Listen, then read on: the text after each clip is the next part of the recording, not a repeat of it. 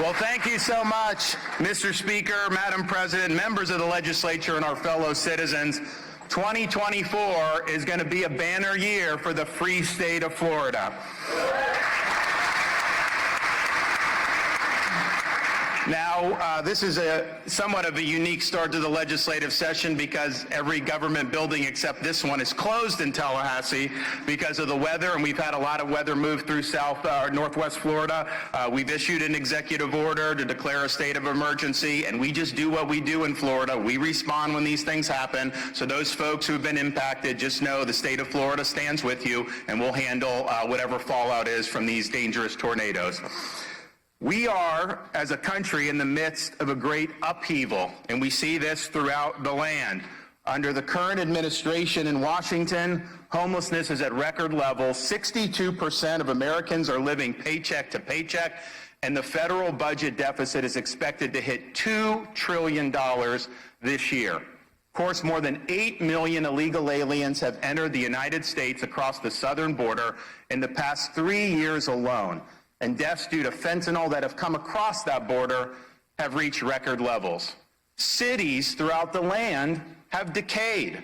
Washington, D.C. has experienced its deadliest year in more than 2 decades, and San Francisco has fallen into a doom loop whereby crime, homelessness, and drug abuse have eviscerated the quality of life in the city.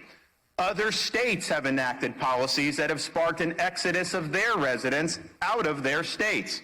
In Illinois, residents are saddled with high taxes, while spendthrift politicians continue to spend and borrow at some of the highest rates in the nation, with massive unfunded liabilities that will require even higher taxes in the future.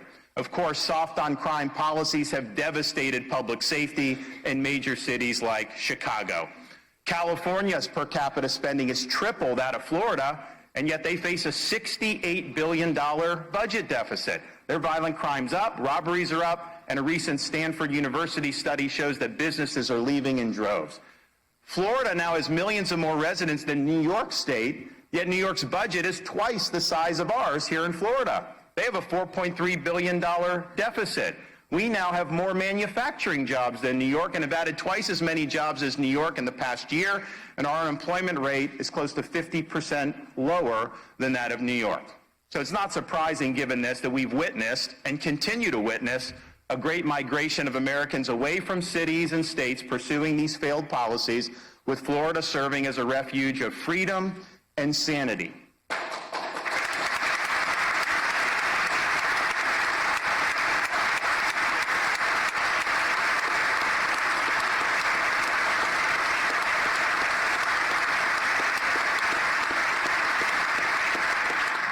These failures are not the result of chance. They are the result of choices made by elected officials to put ideology over sound policy. In this time for choosing, the state of Florida has chosen well. We have chosen facts over fear. We have chosen education over indoctrination. We have chosen law and order over rioting and disorder. We have chosen fiscal responsibility over debt and profligacy. Our choices have produced results that are second to none in this country.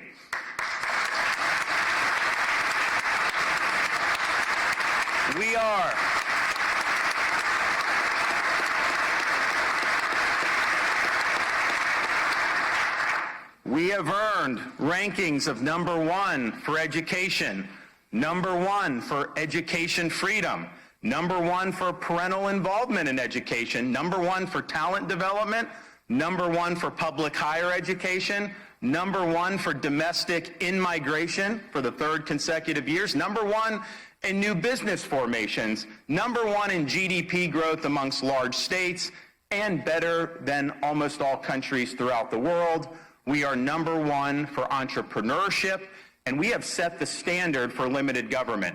Florida has the fewest state employees per capita and the lowest state government costs per capita in the entire United States.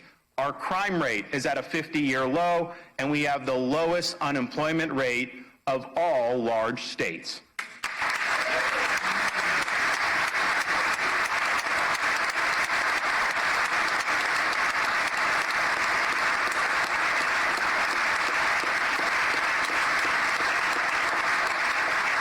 The 2023 legislative session was monumental, and it's incumbent upon us to build upon those accomplishments as we continue to deliver results for the people that elected us.